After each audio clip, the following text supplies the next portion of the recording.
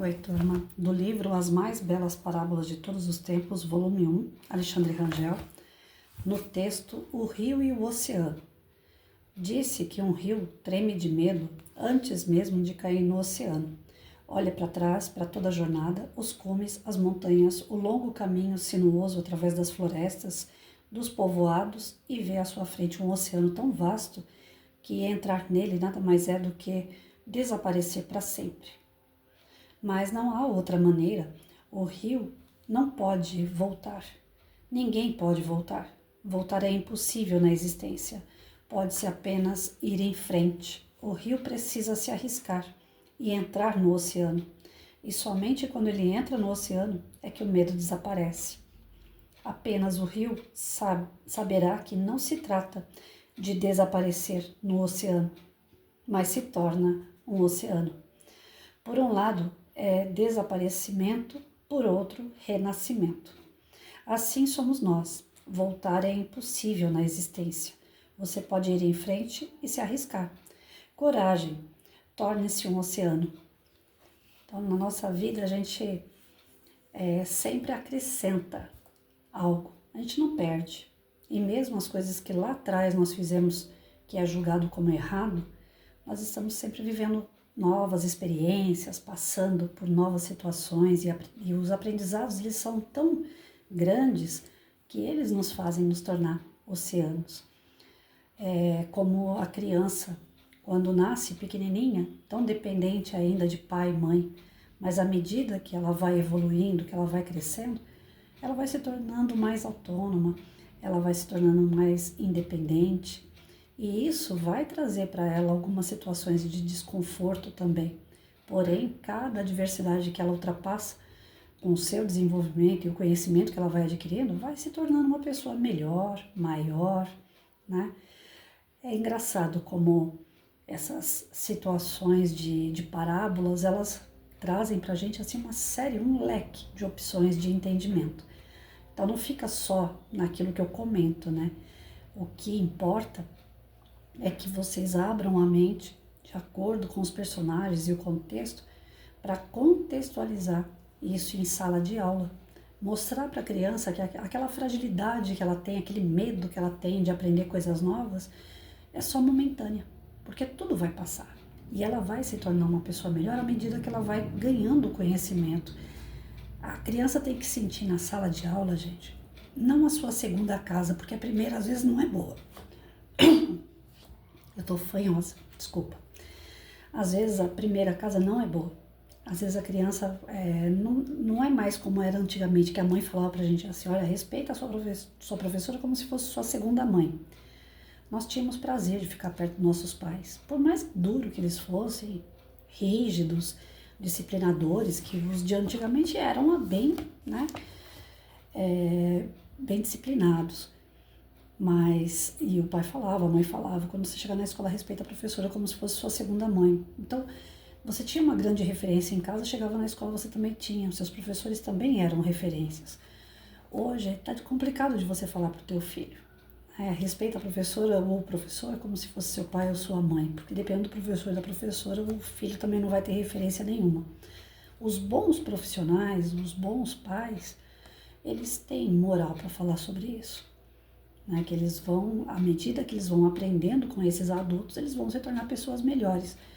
Mas se eu pensar que existem péssimos pais e péssimos professores, realmente a gente não tem moral nenhuma para poder exemplificar para a criança, para ela poder seguir aquele modelo. Vamos cair então naquela questão, bons professores e bons pais. O que eles podem ensinar às crianças com o contexto desse aqui? Desse tipo de mensagem, que todos nós somos rio, nós nascemos pequenininho, fiozinhos de água, e à medida que nós vamos pela margem, que a gente vai caminhando dentro da correnteza, as nossas águas vão se agregando a outras águas, a outros afluentes. À margem a gente vai ter vários tipos de paisagem, nós vamos absorver aquilo que é bom para nós. E isso vai fazer com que a gente chegue ao oceano, fazendo parte desse oceano, mas com a nossa bagagem. Quem olha de fora só vê um oceano, É como se você estivesse trabalhando numa empresa, essa criança cresceu, estudou, está lá numa empresa, e ela faz parte daquele oceano, daquela empresa. Ninguém enxerga o individual, mas sem ela como trabalhador, a empresa não anda direito. O oceano só é um oceano porque tem os afluentes dos rios que derrubam água nele. Senão, certamente, ele se secaria também. Então, nós temos que passar para a criança sempre os bons exemplos, para que ela venha agregar isso e realmente se desenvolver. Caso algum professor ou pai, mãe que veja não tem como exemplificar isso para o filho ou para o seu aluno, porque também está em débito consigo, que essa mensagem também chegue a essas pessoas e que elas possam entender o tamanho da responsabilidade que é educar. Porque hoje são essas pessoas que estão conduzindo esses fiozinhos de água, de nascentes de rios. Somos nós que estamos gerando esses rios. Que tipo de rio que nós estamos gerando? Que tipo de ser humano lá na frente, essa criaturinha hoje que está nas nossas mãos, nossos filhos e alunos, eles vão se tornar lá na frente? Que tipo de oceano nós estamos agregando com essas águas? Então cabe a nós assumir a responsabilidade de ser pai, mãe, professor, educador, direitinho como manda o figurino, direitinho como Deus colocou para a gente essa responsabilidade, essa missão. E lá na frente nós é que vamos precisar desse oceano para se banhar, desse oceano para admirar, para contemplar. Vai fazer parte da nossa vida. Hoje eles precisam, os pequenos precisam de ajuda dos adultos, mas lá na frente são os adultos que vão precisar dos jovens. Então é um texto que ele vai fazendo a gente refletir sobre uma série de coisas, gente. E aí é onde eu me perco um pouco, porque pode ser que eu saia, né, do contexto principal que eu já passei para vocês, mas essa coragem que um rio precisa ter de enfrentar os seus desafios, as pedras que tem nas corredeiras, que ele não consegue brigar com elas, mas ele contorna e passa. Às vezes sofre um pouquinho, uma queda. Todos nós temos essa jornada, todos nós passamos por isso, e os pequenos que estão hoje sob nossa tutela também vão passar. Então eles precisam de boa orientação, de bons exemplos, para que eles passem bem, que eles sejam felizes. E isso lá na frente vai dar fruto, que nós vamos colher. Não só eles, pelo trabalho deles, mas pelo que o trabalho deles representa para nós.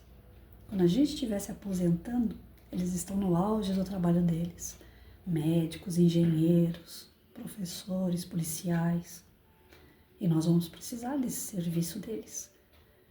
Então, cabe a nós, adultos, dar curso para esses rios, dar condições para que esses rios permaneçam limpos, permaneçam humildes, que eles não se sintam orgulhosos por fazer parte de um oceano, mas que eles, dentro da humildade que se espera, eles saibam a importância que eles têm para o oceano. Cabe a nós trabalhar isso como uma consciência de vida para os nossos pequenos e principalmente para nós que vamos conduzir tudo isso.